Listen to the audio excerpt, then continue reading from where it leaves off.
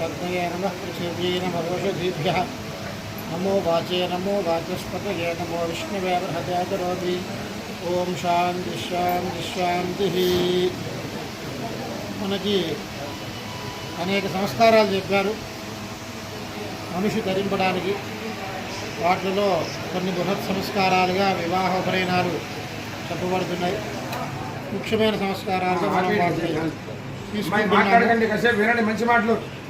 అయితే ఉపనయన శబ్దానికి అర్థం ఏంటంటే ఉపసమీపే నయతీతి నయనం అని, ఆ పిల్లవాడిని సమీపానికి తీసుకోవడం అని. అనగా ఎవరి సమీపానికి తీసుకోవడం అంటే గురువుగారి సమీపానికి. ఎందుకోసం? వేదాధ్యయనం కోసం. చాలా ముఖ్యమైనటువంటి ఆశ్రమం ఇది, బ్రహ్మచర్యాశ్రమం. ఎంత ముఖ్యమైనది అంటే పక్వాన్న స్వామినా ఉభూ అని చెప్పి చెప్తారు. ఇతిష్ట బ్రహ్మచారీచ పక్వాన్న స్వామినా ఉభూ అని. మనం వండుకున్న అన్నం మీద ఎవరికి అధికారం ఉంటుంది అంటే యతికి బ్రహ్మచారికి ఇద్దరికి అధికారం ఉంటుంది. అంటే వండిన అన్నం మీద, కేవలం ఇంట్లో ఉన్న పదార్థాల మీద అంటే వాళ్ళకి పెట్టకుండా మనం ఏ రోజు తినకూడదు. అందుకనే వాళ్ళు చెప్పేటప్పుడు కూడా భిక్షాచర్యం జర ఆచార్య జీనోభవ అని చెప్తారు. మా సుషుప్త అని కర్మగురు మా సుషుప్త అంటే, మా సుషుప్త అంటే పడుకోవద్దు అని. పడుకోవద్దు అంటే ఎప్పుడు పడుకోవద్దు? దివా మా సుషుప్త అని, పగలపూట పడుకోకూడదు. గురువుగారి మాట విను. ఇవాళ నుంచి ఆయనకి గురువుగారు తండ్రి ఎవరు పని చేస్తే వాటి మాట వింటూ ఉండడం. 10 సంవత్సరాల పాటు బ్రహ్మచర్యాశ్రమంలో ఉండి వేదాధ్యయనం చేయడం. ఆ తర్వాత స్నాతకము అంటే స్నానము అని అర్థం. అంటే అప్పటిదాకా మనకి కాళ్ళకి చెప్పులు వేసుకోవడం కానీ, కాళ్ళకి కాడి పెట్టుకోవడం కానీ, తిలక ధారణ కానీ, అది శ్రగ్ధారణ మాలిక పుష్పమాలిక ధారణం కానీ, అద్దం చూడటం కానీ, గంధం కానీ ఏమీ చేయకూడదు.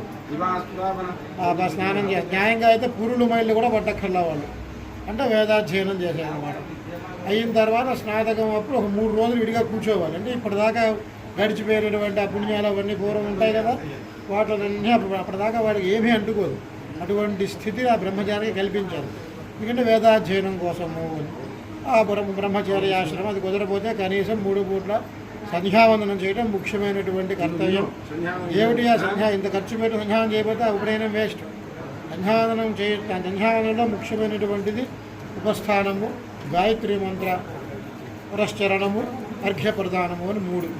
ఈ 3 ముఖ్యంగా చేయబోతే బ్రాహ్మణత్వం అనేటటువంటిది ఉండదు. అట్లాగే సకాలంలో కనుక బ్రాహ్మణ ఉపనయనం చేయకపోతే వసంతే అష్టవర్ష బ్రాహ్మణ ఉపనయీత అని విధి, అధ్యాపయీత అని. అంటే 8వ సంవత్సరంలో వసంత ఋతువులో బ్రాహ్మణుణ్ణి ఉపనయనం చేయాలి అని విధి తండ్రికి అనమాట. అంటే ఇది చేయించకపోతే ఆ పాపం తండ్రికే ఉంటుంది తప్ప విద్యార్థికే ఉండదు. అందువల్ల కంపల్సరీగా ఉపనయనం చేయాలి. దానివల్ల గొప్పదైనటువంటి స్థితి వస్తుంది. దానికి మనకు మంత్రాలు కనిపిస్తూ ఉంటుంది. అగ్నయే త్వాపరిదామి, సోమాయ త్వాపరిదామి, ఇలా చెప్పుకుంటూ మృత్యువే త్వాపరిదామి అంటారు. అంటే నీకు మృత్యువుకి ఇచ్చేస్తున్నాను అర్థమా? కాదు. పరిపూర్వక దాధాతువుకి రక్షణము అని అర్థం. అంటే ఈ దేవతలందరి పేర్లు చెప్తారు. అప్పుడు ఆ దేవతలందరికీ ఇలా చేయి చూపించి అగ్నిష్టే హస్తమగ్రభీద్, సోమస్తే హస్తమగ్రభీద్, సవితాతే హస్తమగ్రభీద్, సరస్వతి అని చెప్పి పట్టుకుని చూపిస్తూ ఉంటారు.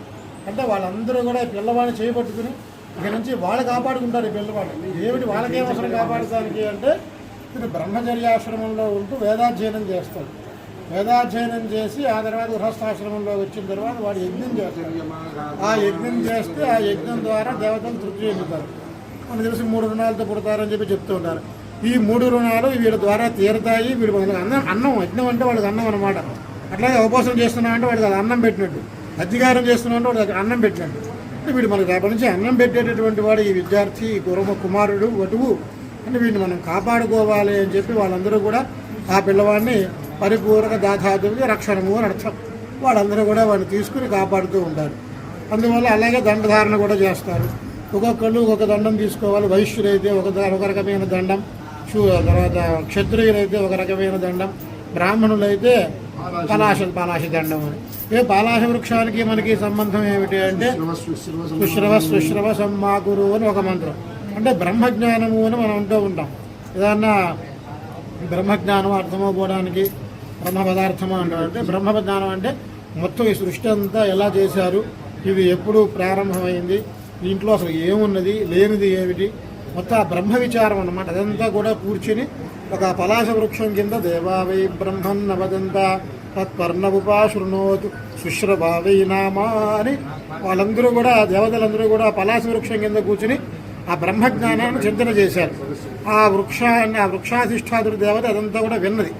మనకు కావాల్సింది బ్రహ్మజ్ఞానమే, బ్రహ్మజ్ఞానం తప్ప ఇంకోటి కాదు, బ్రహ్మవర్చస్సు. మరి అందువల్ల ఆ బ్రహ్మజ్ఞానాన్ని విన్నది కాబట్టి, బ్రాహ్మణులకు బ్రహ్మజ్ఞానం అవసరం కాబట్టి ఆ దండధారణం చేయడం మూలన మనకి అది సిద్ధిస్తుంది. అంతేకాకుండా సోమం అని చెప్పి సోమయాగంలో మనకి చేస్తారు. సోమాన్ని గాయత్రీదేవి వెళ్ళి తీసుకొచ్చింది. ఎక్కడి నుంచి? ద్విలోకంలో. ద్వియస్యామితో దివి సోమగాసీద్ గంగాయత్రియాహరదు తస్య వర్ణమక్షిద్యత తత్వర్ణో భవదు తత్వర్ణస్య వర్ణత్వం అని.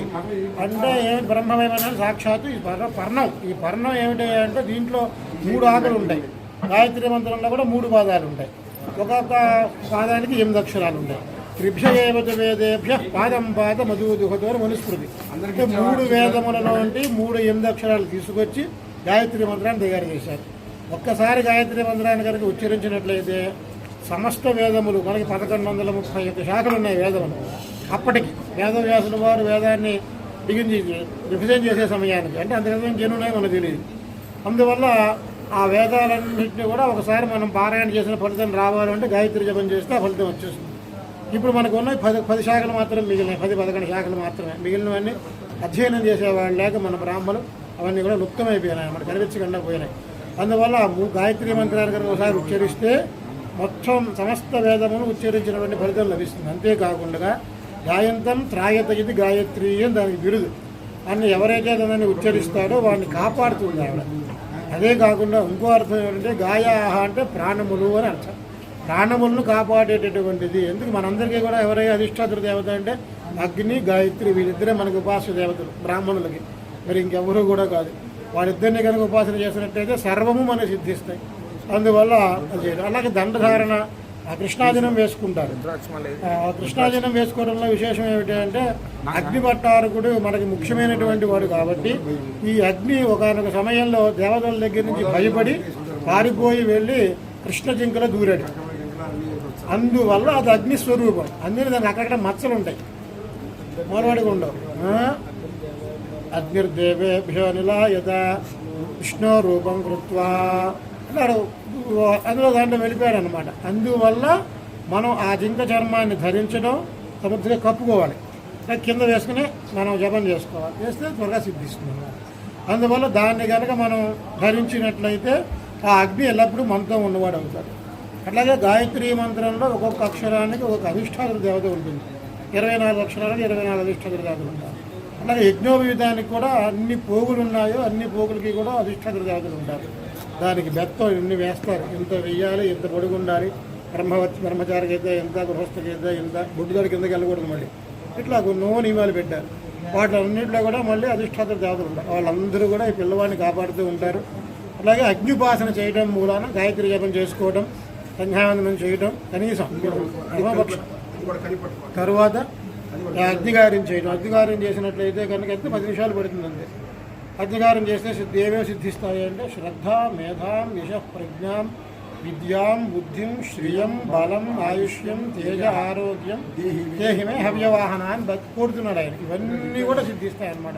దీనికి మించి వ్యతిరేకంగా మనం కోరుకోవాల్సింది ఏ ఒక్కటి కూడా లేదు. అందువల్ల ఇవన్నీ సిద్ధించాలి అంటే అగ్నిపాసన ముఖ్యమైనటువంటిది. బ్రహ్మచారికి సమిధాధానం అగ్నికార్యం ఉంటుంది, గృహస్థికి అగ్నిపాసన ఉంటుంది, ఔపాసన. అలాగే వానప్రస్థుడికి కూడా అగ్నిపాసన ఉంటుంది. అందువల్ల అగ్ని అనేటటువంటిది ఎల్లప్పుడూ మనతో ఉండేటటువంటి ఒక.